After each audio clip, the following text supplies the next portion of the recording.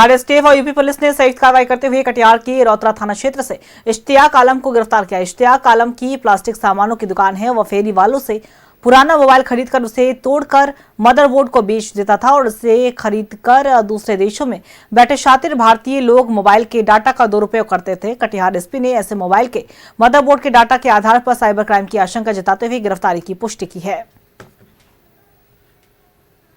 जी, एक सूचना प्राप्त हुई थी कि रौतारा थाना अंतर्गत एक व्यक्ति हैं जिनके द्वारा कि कबाड़ी का दुकान चलाया जाता है और भारी मात्रा में उनके पास मोबाइल्स जो हैं, जो स्क्रैप के मोबाइल्स हैं, उसका मदरबोर्ड जो है उसको निकाल कर आसपास के जिलों और जो बाकी जगह है बेचा जाता था और कहीं ना कहीं साइबर क्राइम में इसका उपयोग करने से इनकार नहीं किया जा सकता। इसी क्रम में उनकी गिरफ्तारी हुई है और पूछताछ हेतु उनको जो है पूछताछ उनसे की जा रही है। जी, एक संयुक्त गिरफ्तारी है जिसमें कि बाहर से भी टीम आई थी और केस भी उनके ऊपर बाहर में भी दूसरे राज्य में भी केस हो रखा है, उसी के तहत उसमें गिरफ्तारी हुई। जो यहाँ पे कबाड़ी का जो मैंने गमला उमला जो भी प्लास्टिक का सामान बिकता है, तो कुछ पता नहीं, सिविल ड्रेस में आया था तो हम लोग को पता नहीं था, हमसे कोई आया होगा खरीदारी करने के लिए।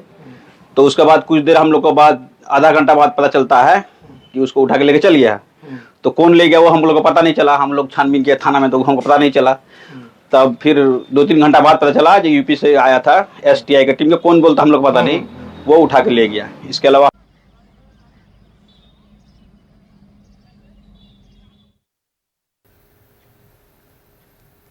और इसी खबर पे और भी ज्यादा जानकारी देने के लिए हमारे सहयोगी नीलकमल हमारे साथ फोन लाइन बने हुए हैं। नीलकमल, देखिए एसटीएफ और यूपी पुलिस ने संयुक्त कार्रवाई करते हुए कटिहार के इश्तियाक आलम को गिरफ्तार किया, क्या कुछ पूरी जानकारी? बिल्कुल, देखिए दरअसल ये जो है एक पूरा रैकेट है और यूपी पुलिस उसे उठा के ले गई है। जिस शख्स को उठा के ले गई है उससे पूछताछ की जाएगी। ये पूरा रैकेट है, वो पुराना मोबाइल जो है वो इकट्ठा किया करता था, लोगों को बर्तन देने के एवज में उनसे पुराना मोबाइल ले लिया करता था और उसके मदरबोर्ड और उसमें जो भी डेटा होता था वो डेटा वो बेचा करता था।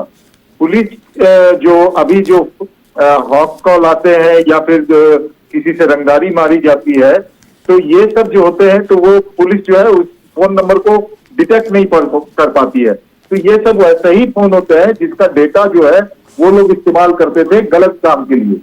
तो इसी के मार्फत ये जो पूरा एक रैकेट था, आपको दर्शकों को यह भी बता दें कि जिस तरह से एक साइबर क्राइम किया जाता है, फ्रॉड किया जाता है, जामताड़ा और अभी हरियाणा में उसका अड्डा बन गया था, तो ये एक नया अड्डा बन रहा था ये क्षेत्र कटिहार, जिसमें मोबाइल का पूरा जो है पुराने मोबाइल को वो लोग लेते थे, उसके मदरबोर्ड को, उसके डेटा को वो सेल किया करते थे और वो सेल ऐसे लोगों को करते थे जो उसका गलत इस्तेमाल किया करता था। तो ये बहुत बड़ी कार्रवाई है और यूपी पुलिस एसटीएफ जो है वो दोनों मिलकर के इस पर कार्रवाई की है। उठा के लेके आ गया है जिस शख्स को, अब उससे गहन पूछताछ की जाएगी। और वहां पे 2-3 दुकानदार ऐसे थे उस क्षेत्र में जो यह काम किया कर रहे थे और कहां से मोबाइल ला रहे थे, किस तरह से किसको बेचते थे, पूरा नेटवर्क जो है वो खंगाला जाएगा।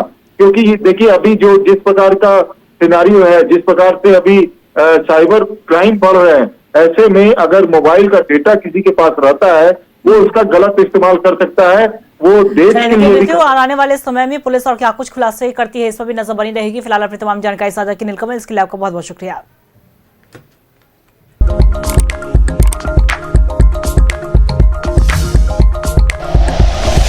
Like and share videos, subscribe करें हमारा चैनल और प्रेस करें बेल आइकॉन। News 11 भारत, सच है तो दिखेगा।